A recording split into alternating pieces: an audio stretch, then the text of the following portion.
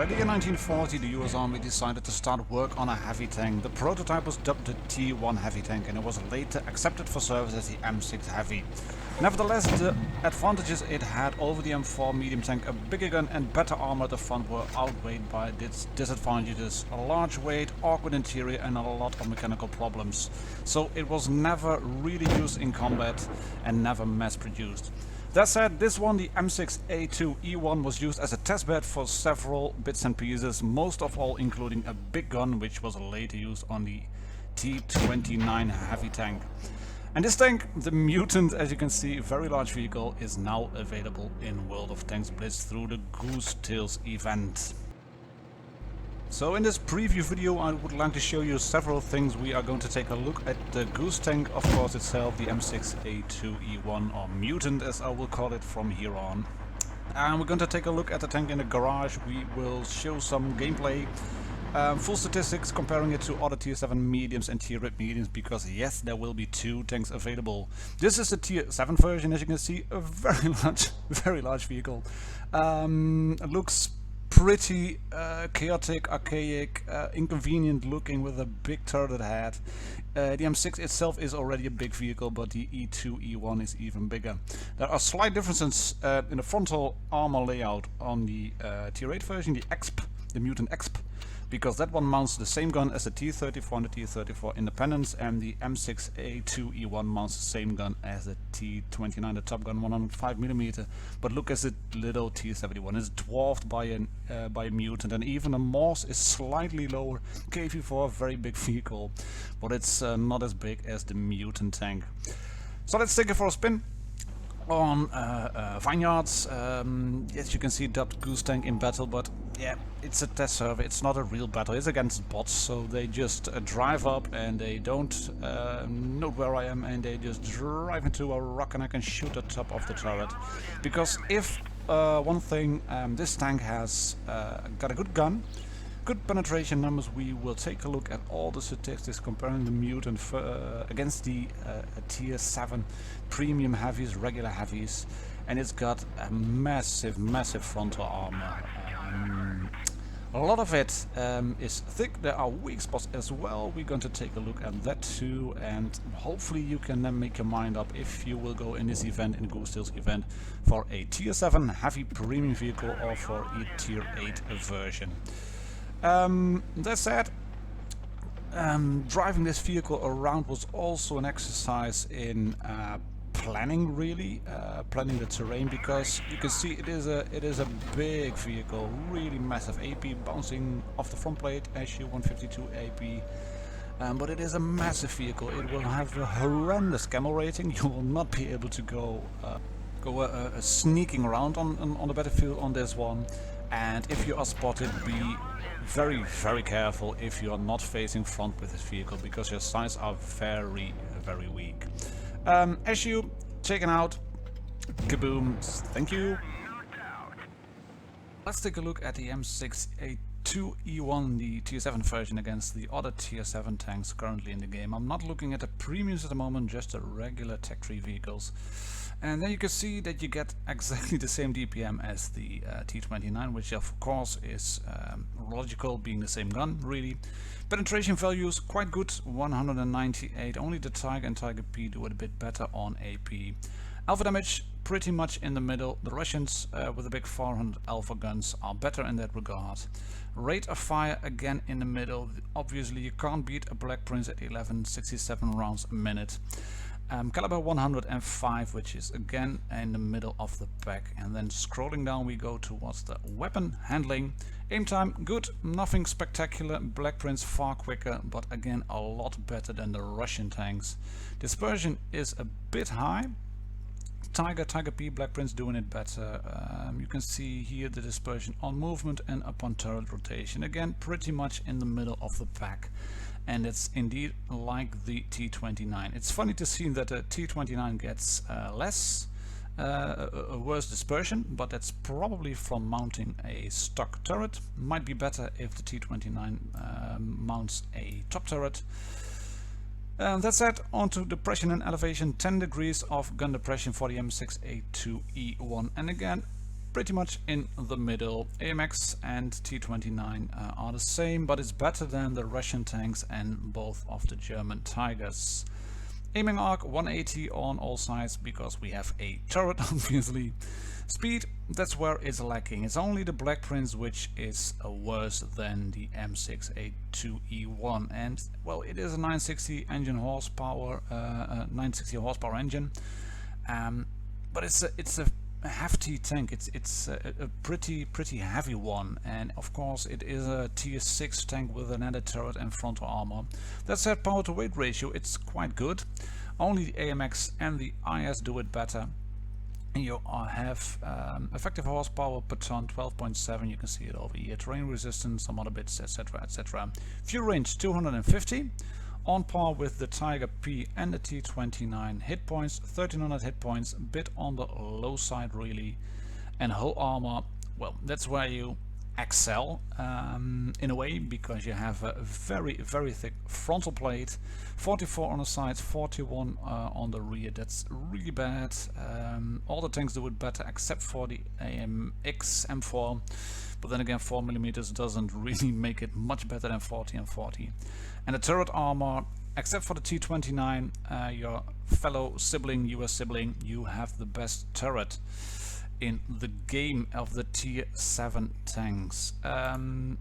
Let's take a look at the current premium tanks then at tier 7. That means we have to add this one, the VK, we can add the Tankenstein, the Nameless tank, and there's another one, where is it? IS2. There we go. Clicking this away, it's an excellent website, blitzstars.com and tank compare. If you are curious to see how tanks compare against each other, obviously, go to tank compare at blitzstars, click away, you can mount modules, add fuel, food, even see which type of guns are better with AP or APCR. And taking a look at this, you can see that, well, the DPM is a bit low really. IS2 does it better, VK 4503 does it a lot better. Tankenstein is way behind on this one, but it has a 130mm gun mounted. And let's see what happens if we add Tankenstein. There you are, thank you, with the pretty much same gun. There it is. Then Tankenstein gets the exact slightly less DPM, which is funny because it's basically the same gun as you can see, but it has less DPM than the M6A2E1. Penetration obviously the same, and again VK less, Nameless in the middle of the pack, and the Russian gets better alpha damage per shot. Rate of fire quite good, except for the VK, he does it better. Nameless in the middle, IS2 slightly less to compensate for the higher alpha damage. And for the rest of it, you can just look through all the statistics here, but you can see it's, well, a balanced tank in my opinion. Credit coefficient isn't known yet, so it's not in here. 1300 again, pretty much in the middle, and the armor, it's up front. You are the best armored tier 7 heavy of the premium heavies in the game. I'm going to take a small look at all the tanks again. AMX, Tiger P, and see what happens if we let them shoot the premium ammo that is available, because you might want to switch to premium if needed. And KV3, where are you? And there are you. Hello. Switching this away. Not that it really matters, because the rate of fire isn't affected really if I switch to premium ammo. All of the tanks fire APCR. There we go, there we go, there we go. 1, 2, 1, 2, 3, 4. 1, 2, 3, 4. It's basically a workout. 1, 2, 3, 4. It's hard work to be a community contributor and make preview videos. And you get very thick thumbs. And you can see penetration values 245, best of the pack, only by a slight margin, but might just be that extra few millimeters of penetration value you can get. Alpha damage doesn't change, rate of fire obviously doesn't change, but 245, fairly good. and like I said, in line with the T29. Back to some gameplay then. Blitzstars compare tanks. It looks pretty good on paper, but let's see how it holds up in the game itself. And of course I haven't been able to drive it live on the Blitz battlefields yet, but Unkind's fellow community contributor was so kind to strap himself into a mutant as well, and we met up on Yamato Harbor on the test server, mutant versus mutant, and from that first view you could already see the front of the tank. It's very, very red from a distance at least. If you get up close and personal, it's easier to see where the big chunks of armor are, where the good parts are. Strip along the transmission in front, that is a weak spot. The turret cheeks are obvious weak spots. The driver's head switch, it was a weak spot on the T1 and M6. That is removed on account of an extra armor plate, and the mantlet it's near on impenetrable. But you are not impervious to frontal fire. What you will need to do is wiggle around a bit and hopefully throw the aim off of people. We will see a bit of that later. And stock tier 6 guns will have problems. This is an SU-152 shooting AP. You can see red everywhere, and you have to load heat to go through. But if you load heat and you go through, you do massive damage, obviously, from that big gun. So that's something you have to take into account. Tier 7 mutant versus tier 8 vehicle. This is the AMX-50-100 I'm driving. Slava and Kindness again in the mutant, and you can see there is a lot more pinkish stuff over there, a lot easier to shoot, so you're not impervious. You will be able to bully tier 6 tanks and tier 7 tanks, but you have to be very careful around tier 8 heavies. And let's also take a look at the statistics for the tier 8 mutant tank, including the T-34 heavy tank, the premium one in the tech tree currently, on account of it having the same gun as the mutant, which means DPM, penetration, alpha damage, rate of fire, etc. is the same, and that makes it easier to compare to all of the other tanks. And you can see it's lacking. It is indeed lagging behind 1696 DPM. That's far less than the Carnarvon, and it's less than all of the other tanks in tier 8. Penetration, however, is the best of the best of the class.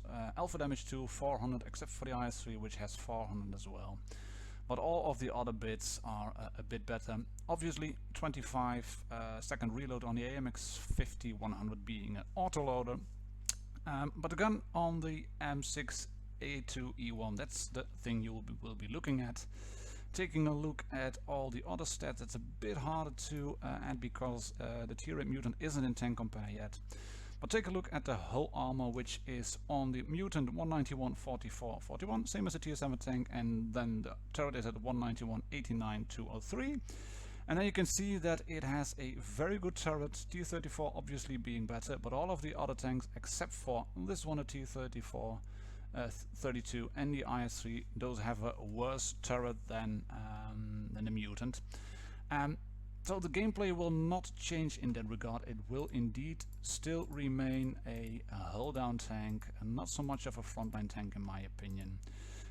Taking a look at the lower Glacial, the premiums T-34s in there. Independence is the same one. IS-6 in there. We have a Defender.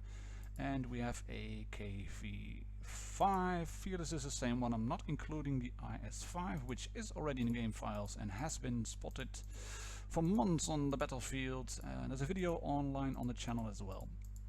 But that said, clicking away all the things, making the comparison more fair. And if you take a look at this, again, on the gun side, DPM less than all of the other tanks, but only the Löwe is a bit higher, as you can see, but the penetration again very good. Taking a look at the premium ammo penetration, heat on all of the Russian tanks, APCR on the Löwe and APCR on the T-34, and it is the best of the class, but only just 294 on the Löwe makes a very good tank as well.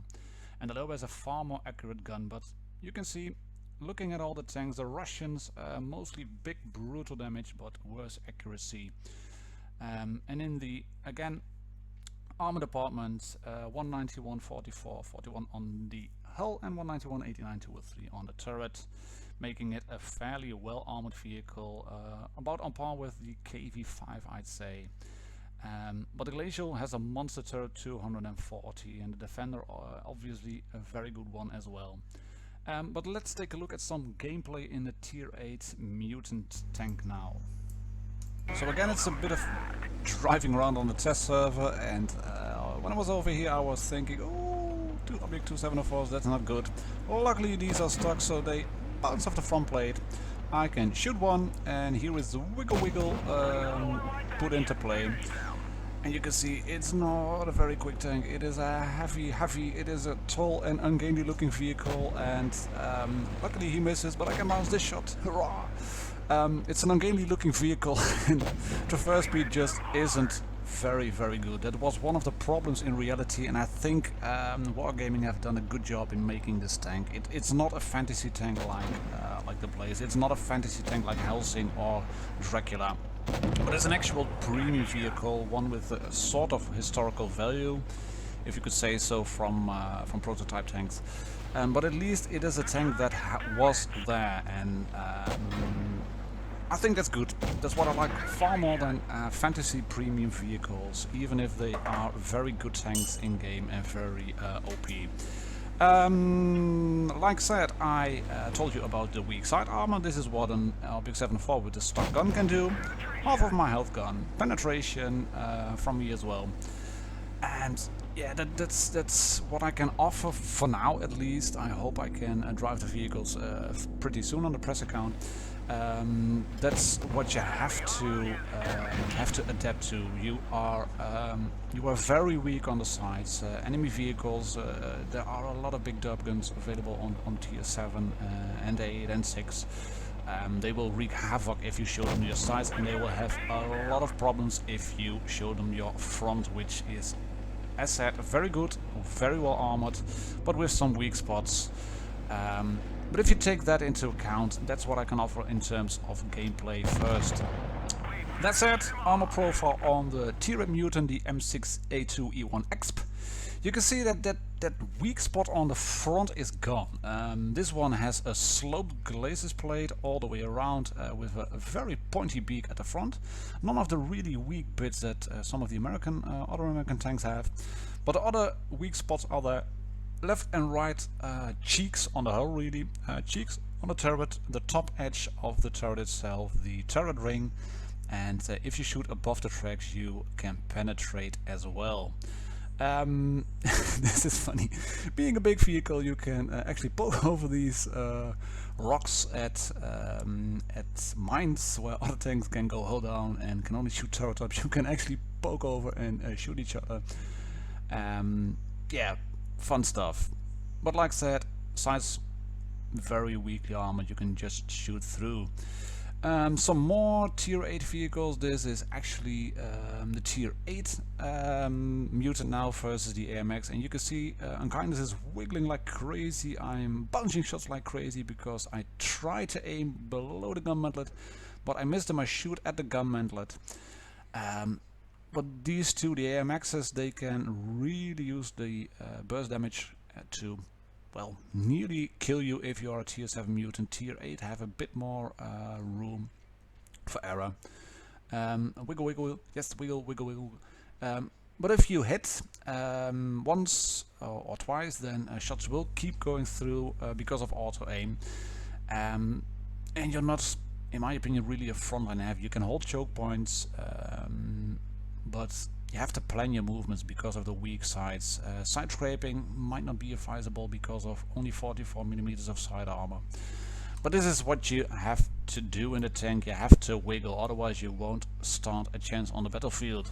Okie dokie, that leaves just one more thing to clear up really and make clear. What do you have to do to get either the M6A2 Heavy or the XP Mutant in World of Tanks Blitz? From April 1 through to April 23rd, there will be a lot of event stages in the game. You have to complete these stages using combat trophies and complete the missions in game to gain the combat trophies. These can be earned up to April 15th, as you can read over there.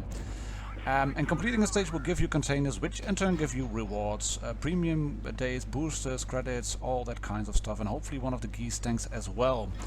Throughout the event you can open chests on the portal, a bit like the New Moon event, like the Lost Division event. And there are two types of chests, really. M6A2E1 chest, you have to use a coupon to get them, and here are the rewards that are in that chest, and the other one obviously being for the tier 8 vehicle, and here is a list of those rewards. A full news article will be available on the WoT Blitz portal, because it's easier to read back than just keep viewing my video on and on and on and on. I for one am looking forward to driving this mutant vehicle on the Blitz battlefields. I hope to see you all soon in update 3.7. Cheers lads, happy tanking, and I'll see you on the battlefield.